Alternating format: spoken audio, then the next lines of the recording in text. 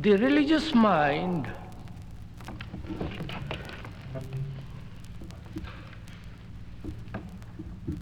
is entirely different from the mind that believes in religion.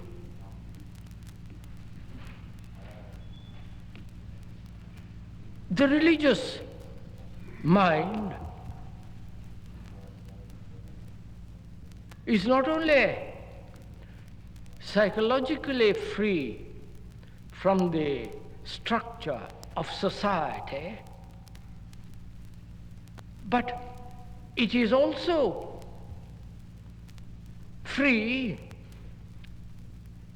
from any form of belief, any form of the demand of experience, of self-expression.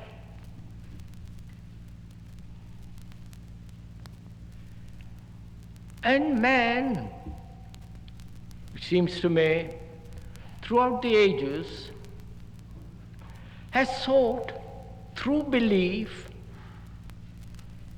a concept which he calls God.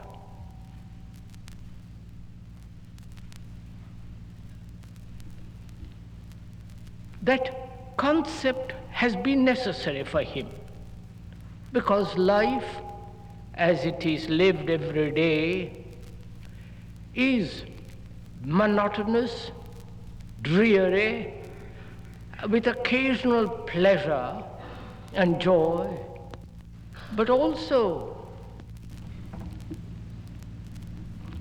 belief in an idea called God has been necessary because he found life a sorrowful affair, an affair of constant battle, conflict, misery, with a spark of light and beauty and an occasional joy. And so belief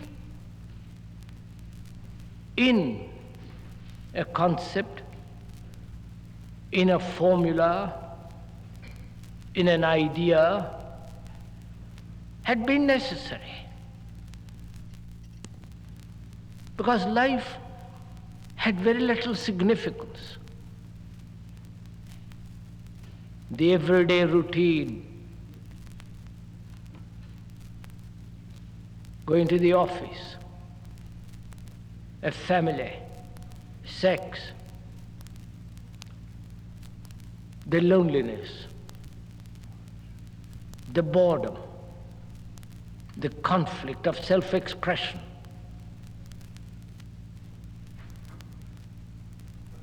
All these had very little meaning because there was always death at the end of it all. And so he had to believe. To him it was an imperative necessity.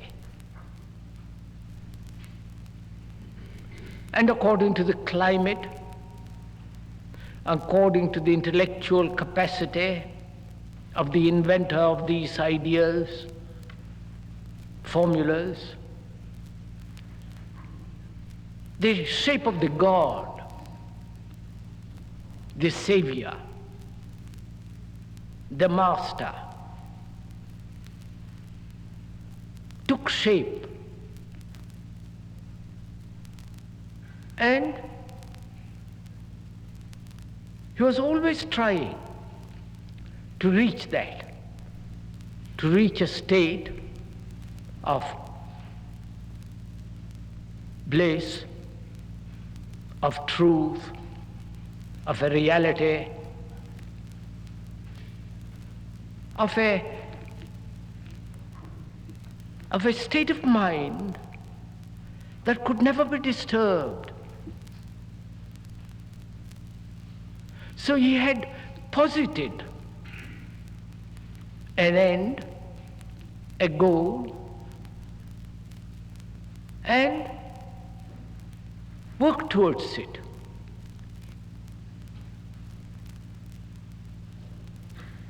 The authors of these concepts, ideas, laid down a system,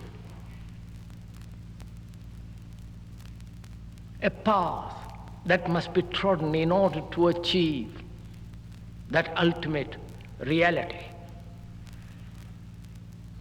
And man has tortured his mind through discipline, through control, through self-denial, through abstinence, austerity, control, and has invented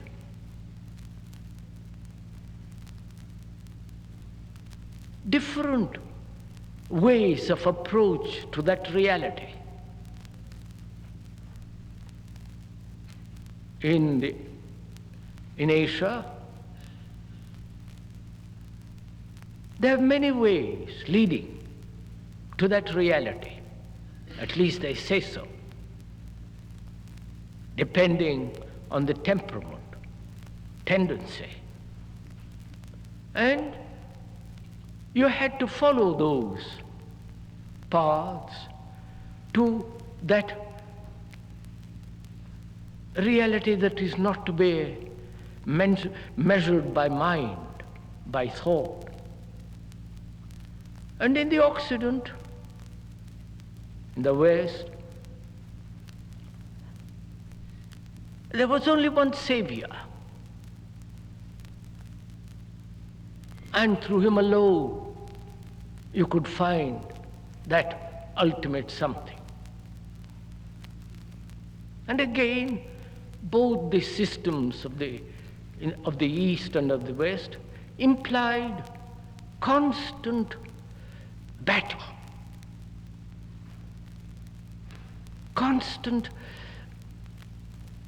twisting the mind to conform to a pattern laid down by the cunning priests, by the books, by those unfortunate saints who are in very essence are violent.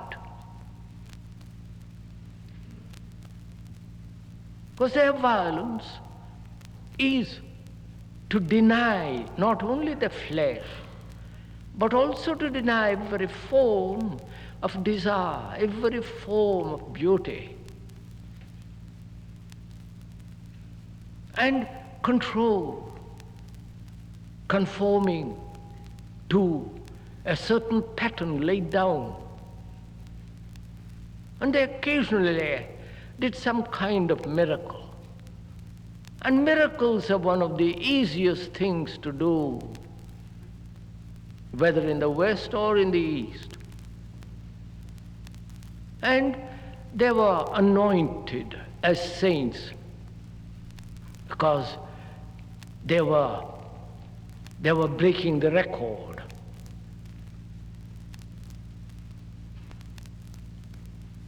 They had so completely conformed to the pattern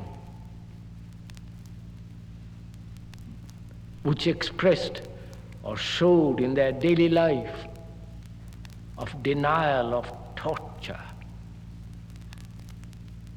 And they had very little humility.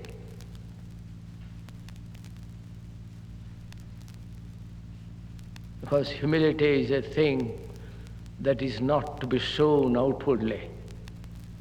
Whether you put on a loincloth or a robe, it is not an indication of humility at all. Like any virtue, it is from moment to moment and cannot be cultivated, established and nailed down as a pattern to be followed.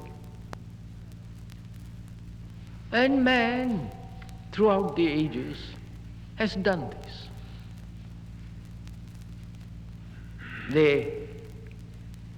The originator, the original person who had experienced something called reality, he laid down a system, a method, a way, and the rest of the world followed.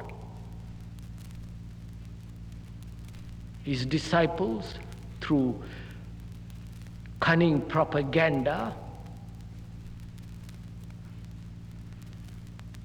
through cunning ways to capture the mind of man, have established a church, a dogma, a ritual. And man is caught in that. And any man who wishes to find that extraordinary thing which man has been seeking must go through some kind of twisting, some kind of a suppression, some kind of torture to come upon that beauty. And so, intellectually, one sees the absurdity of all this. Intellectually, verbally. One sees how absurd to have any belief at all.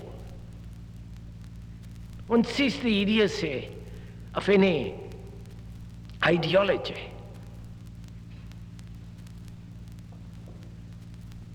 And intellectually, the cunning mind says that's all nonsense and discards it.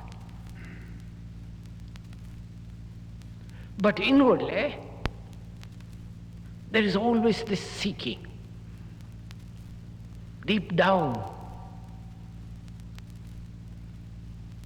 beyond the rituals, beyond the dogmas, beyond the beliefs, beyond the saviors, beyond all the systems, which are obviously an invention by a man. His gods and his ideas, his saviors are all the inventions of man, obviously. And one can discard those comparatively easily.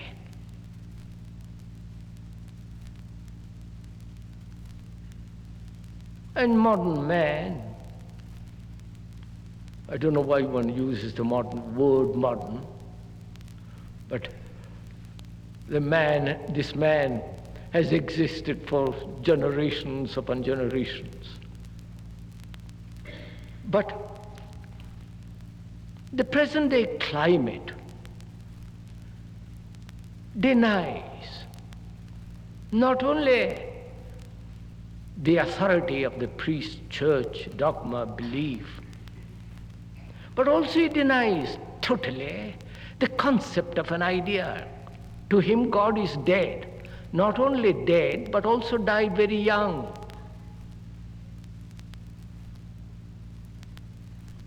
And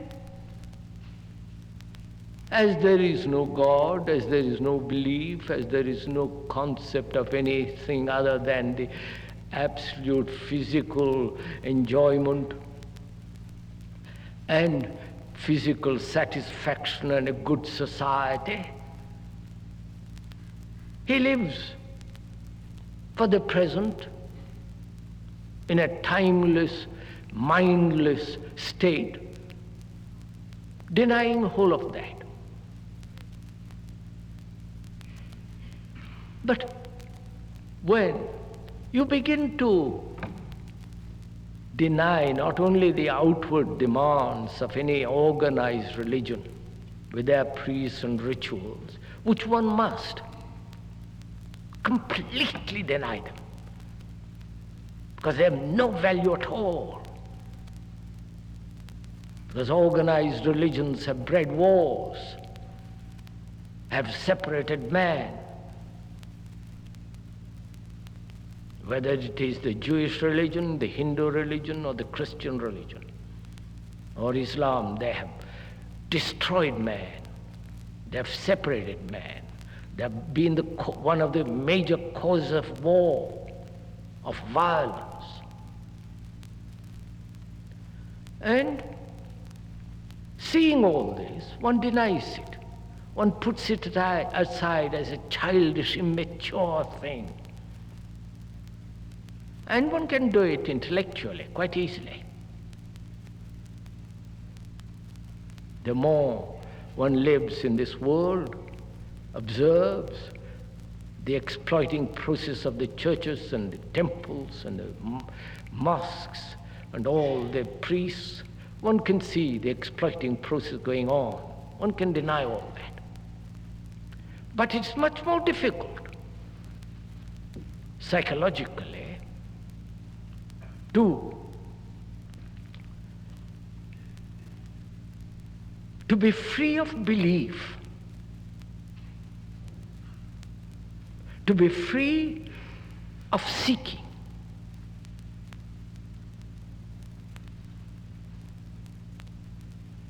Because we all want to find something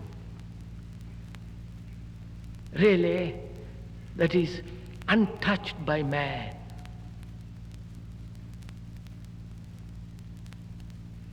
Untouched by a cunning thought, which is not contaminated by any social, intellectual, or cultural society.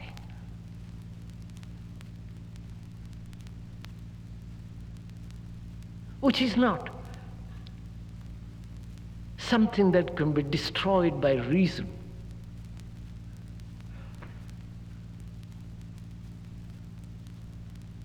We're all seeking it deeply, because life is a travail. Life is a battle, a misery, a routine. And though one may have the capacity to express verbally in painting or in a statue or in music, even that becomes rather empty.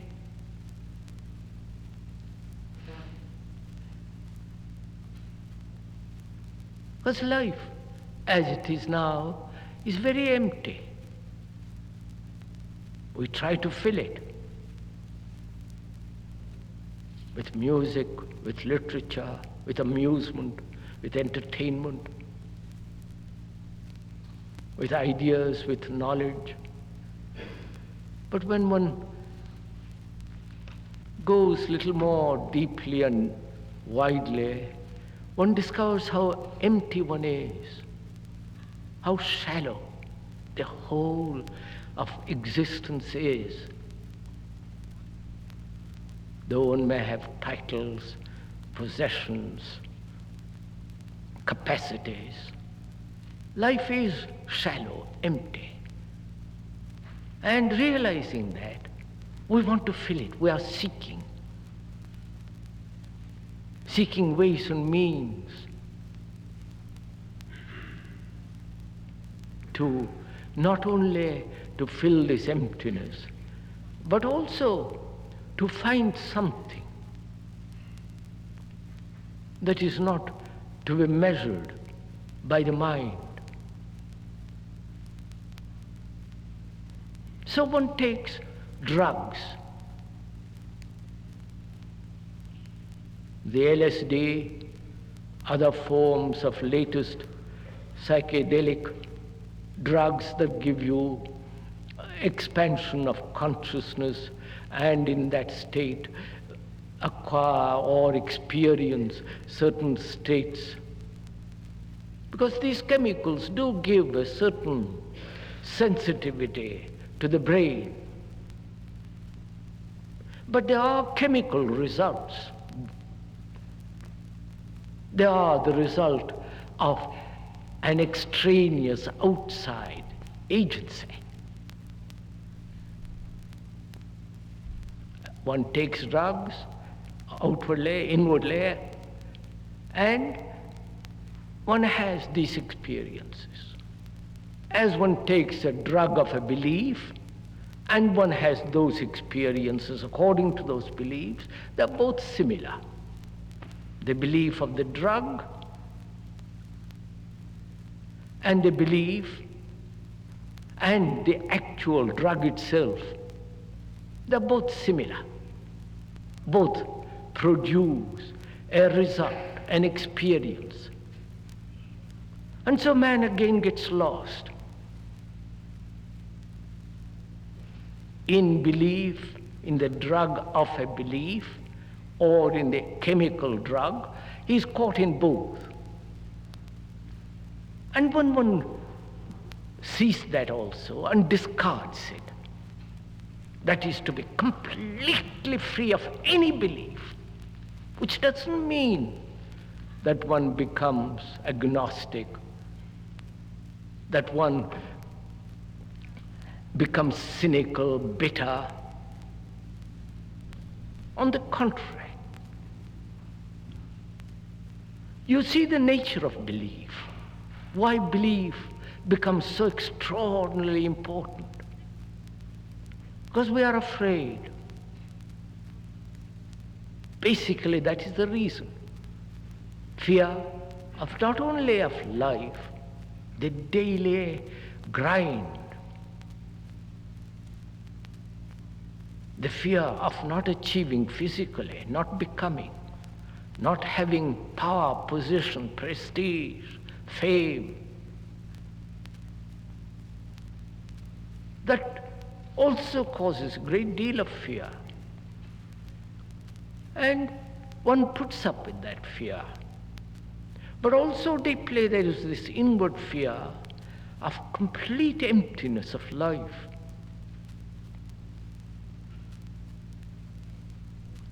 And one establishes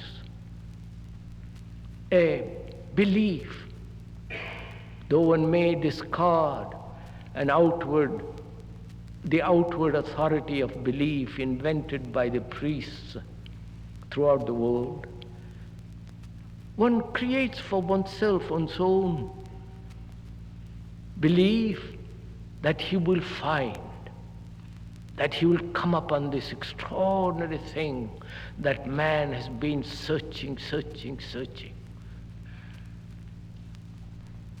And so one seeks.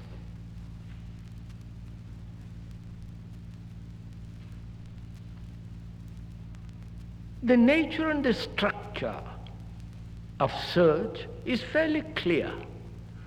Why one seeks at all? It is essentially self-interest, enlightened self-interest. But it is still self-interest. Because he says, this life is so tawdry, empty, dull, stupid. There must be something more than this. And I've got to find it. I will go to this temple, to that church, to that. And then he discards all that. One hasn't to go through any of these stupid things. And so he begins to seek deeply.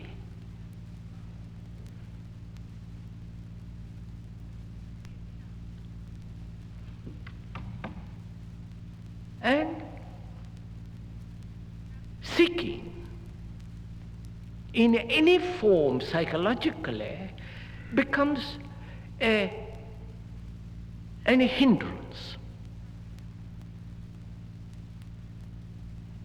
I think this one must understand very simply and clearly.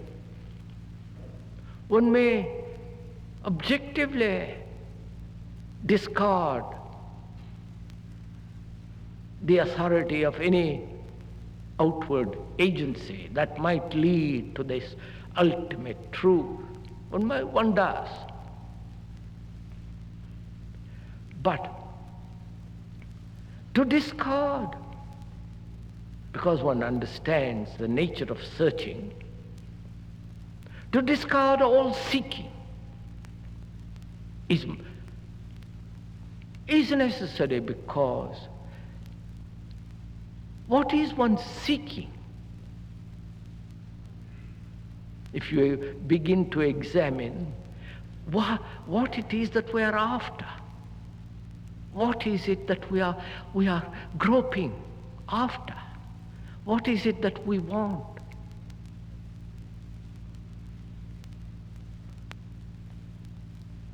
So seeking implies something that you already know, that you've already lost and are trying to get at it. That's one of the implications of seeking. And in seeking, there is involved the process of recognition. That is, when you find it, whatever that is, you must be able to recognize it.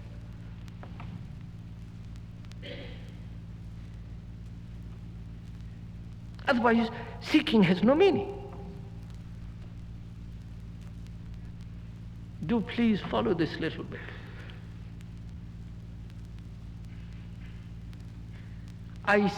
One seeks something, hoping to find, and to find it, one must recognize it. And recognition is the action of memory.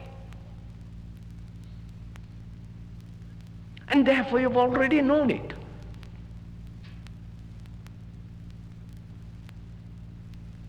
Therefore you've already had a glimpse, or have already mesmerized yourself into that state. Or you're so heavily, you're the result of such tremendous propaganda. And all churches, all organized religions are the most propagandistic affair. So when you are seeking, you already have a concept, an idea of what you are seeking, and when you find it, it means that you've already known it. Otherwise you can't recognize it, and therefore it's not truth at all. Therefore a mind that wants to find, a mind that is really free from all search, from all belief, without becoming cynical, without stagnating. Because we think if we do not seek, strive, struggle, grope after endlessly, we shall just wither away. And I don't see why we shouldn't wither away, as though we are not withering away now.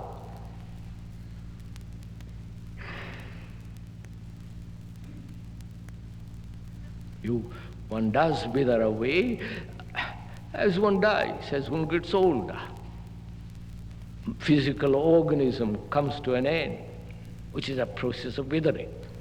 And we do in daily life, because we are imitating, copying, following, obeying, conforming, which is a form of withering. So,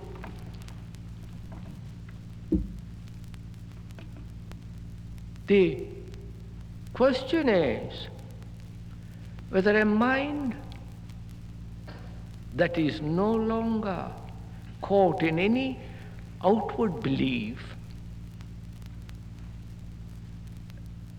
nor caught in this self-created belief, which is a little more arduous, nor seeking anything, but tremendously alive.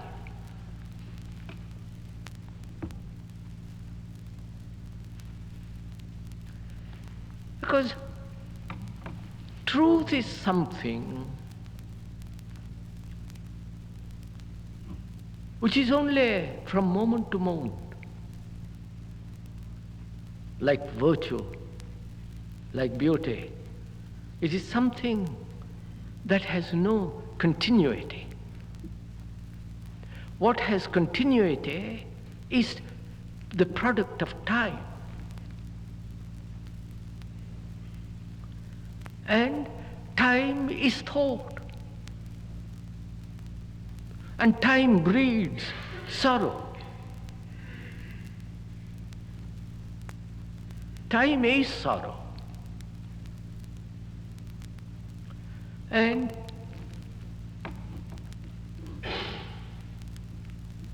seeing what man has done to himself, tortured himself, brutalized himself,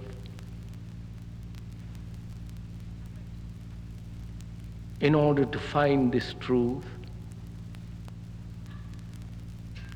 cultivated various forms of artificial virtue and morality,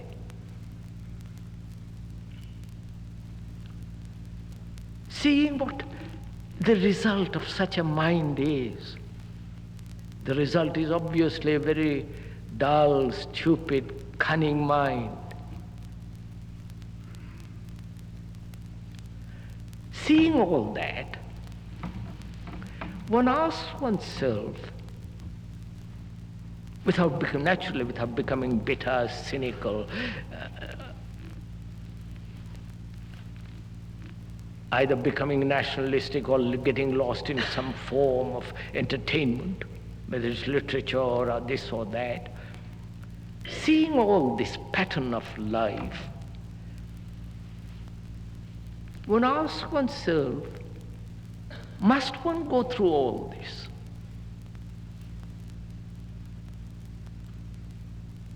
Do you understand the question?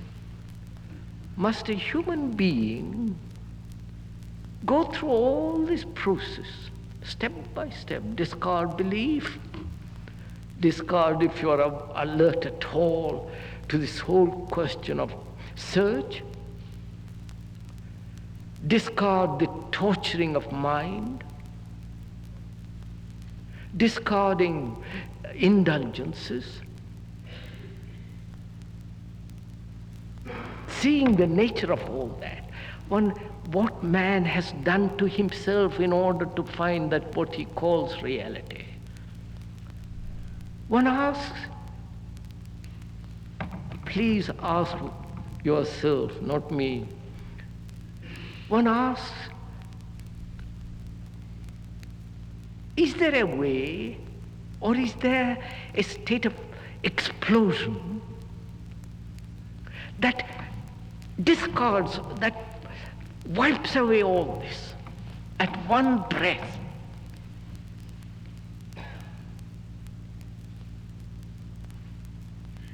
Because time is not the way. Search implies time, eventually finding it. It may take 10 years, and as the Asiatics, the Hindus, the whole of Asia believes, through reincarnation eventually finding it. All that implies time. Time being gradually wiping away difficulties, problems, getting more wise, getting more cunning, getting to know all the, slowly, gradually, unconditioning the mind. Time implies that. And obviously time is not the way.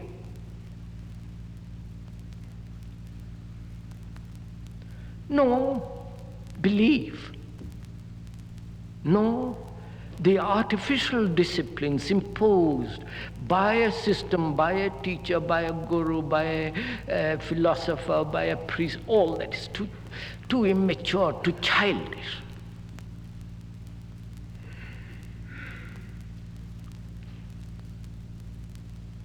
So is it possible not to go through all that at all and yet come upon this extraordinary thing? For that thing cannot be invited. Please do understand this very simple fact that cannot be invited, that cannot be sought after, because the mind is too silly, too small. Our emotions are too shoddy. Our ways of life are too confused for that enormity, for that immeasurable something to come, be invited into a little house, little potty, little untidy room. So one cannot invite it. And to invite it, you must know it. And you cannot know it. It doesn't matter who says it. Because the moment you say, I know, you don't know.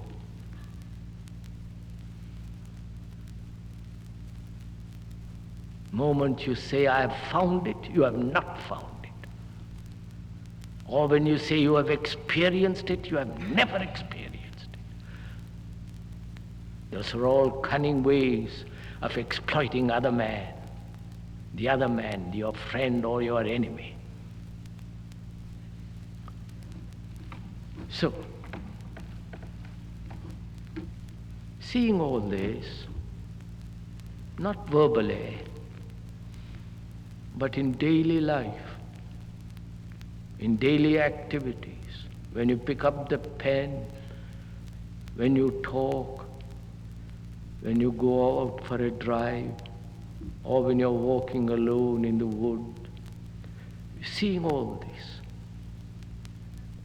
And then one asks, because you can see all this at one glance, you don't have to read volumes to find this out. With one breath, with one look, you can understand this whole thing. And you can only understand this whole business when you know yourself as you are very simply, because you are the result of the whole of mankind, whether you are a Hindu, Muslim, Jew, Christian, whatever you are. There it is, when you know yourself as you are, then you understand the whole structure of man's endeavor, his deception, his hypocrisy, his brutality, his search. And one asks, is it possible to come upon this thing without inviting, without waiting, without seeking, exploring, just to be there,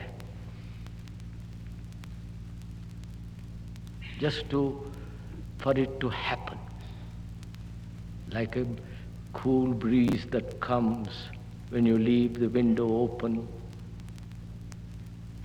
and you cannot invite the wind, the breeze,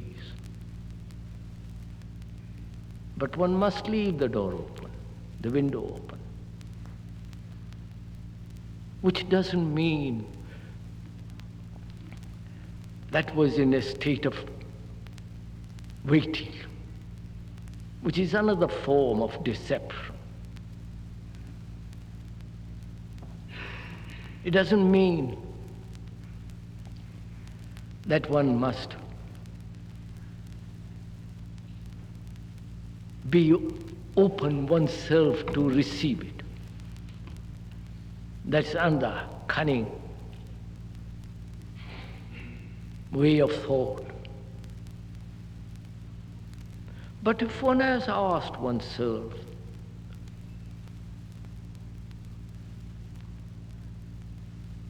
without seeking, without believing,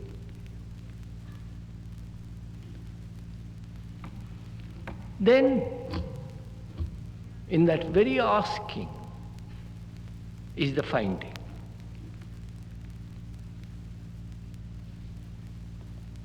But we don't ask. We want to be told.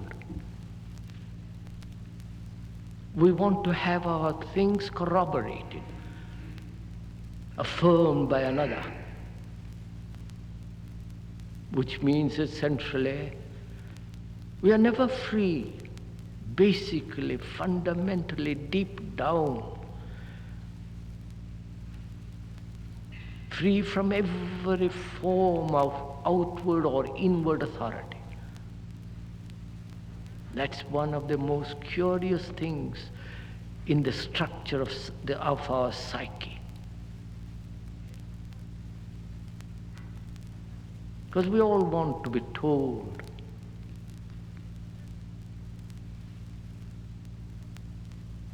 Because we are the result of what we have been told. What we have been told is the propaganda of 10,000 years or 2,000 years of the Christians. And this authority of the past book, of the present leader, or of the speaker, to really deep down to deny all authority, which means to have no fear.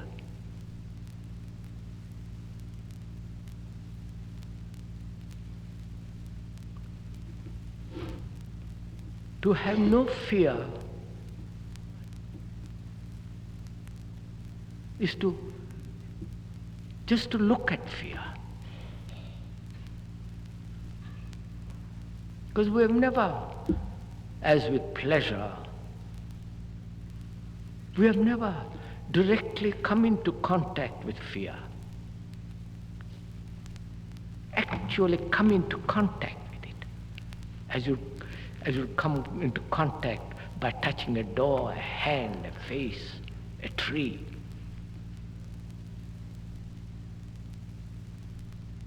We come into contact with fear through the image of fear which we have created for ourselves. We only know pleasure through past pleasures. Therefore, we never are indirectly in contact with anything. I do not know if you have observed. When you touch a tree as you do when you're walking in the wood, are you really touching the tree? Or is there a screen between you and the tree, though you're touching it?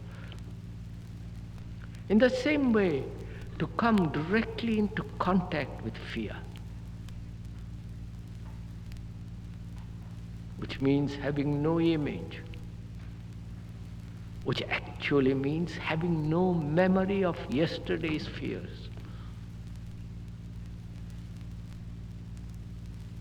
Then only you come into contact with the actual fear of today. Then, if there is no memory of the fear of yesterday, then you have the energy to meet the immediate fear. And you must have tremendous energy to meet the present.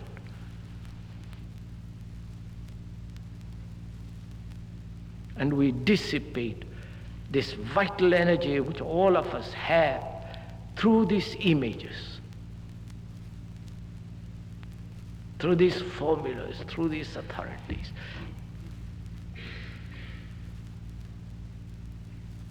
And in the same way, for us, pleasure, the pursuit of pleasure, is extraordinarily important. And that's actually what we are seeking. The greatest pleasure of all is God, supposed to be. And it may be the most frightening thing you ever know. But we have imagined God to be the ultimate.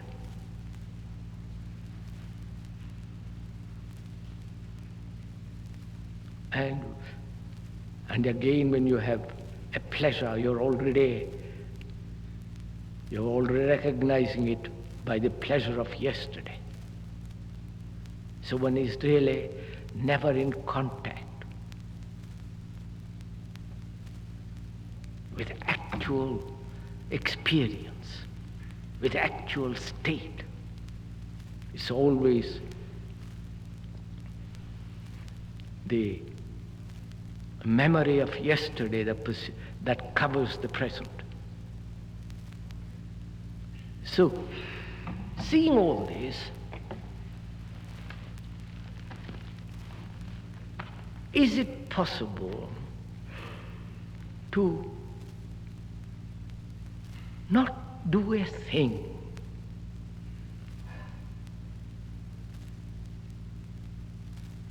Not strive, not seek, be totally negative.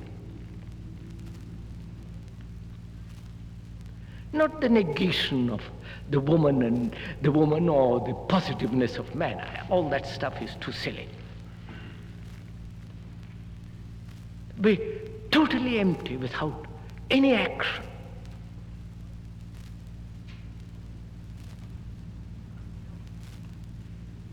Because all action is the result of an idea.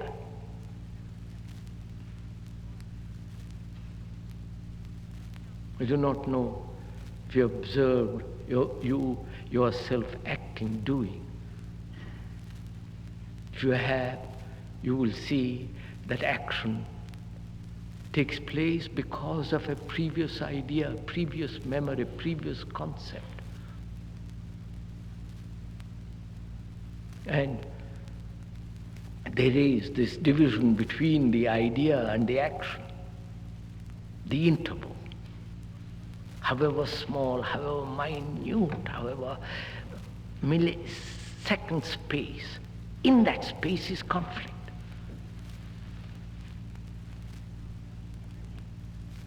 And can one be so completely negative, where the mind is completely quiet, neither seeking nor believing nor afraid, and therefore extraordinarily alive, intense? You know, the word passion, that word is derived from Greek and Latin, all the rest of it, which implies suffering. And the Christians have used that word to symbolize certain form of suffering. We are not using that word passion in that sense at all. You know, this complete state of negation is the highest form of passion. Because passion implies total self-abandonment.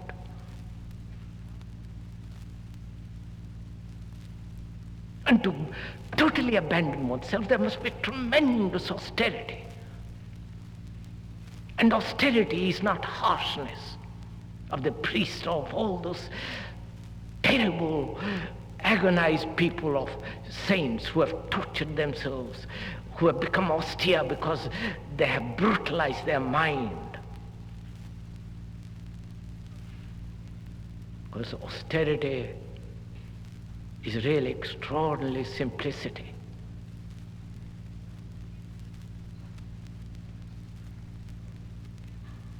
Not in clothes, not in food, but inwardly.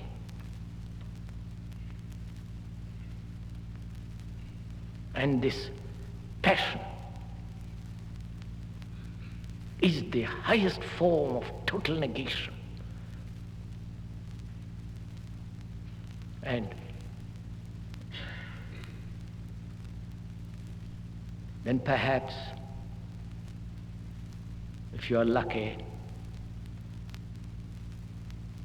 That's a good word too. If you are lucky, and there is no luck then the thing comes uninvited.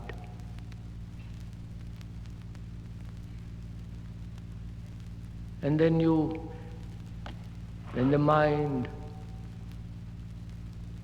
is no longer capable of striving. Then do what you will, because then there will be love.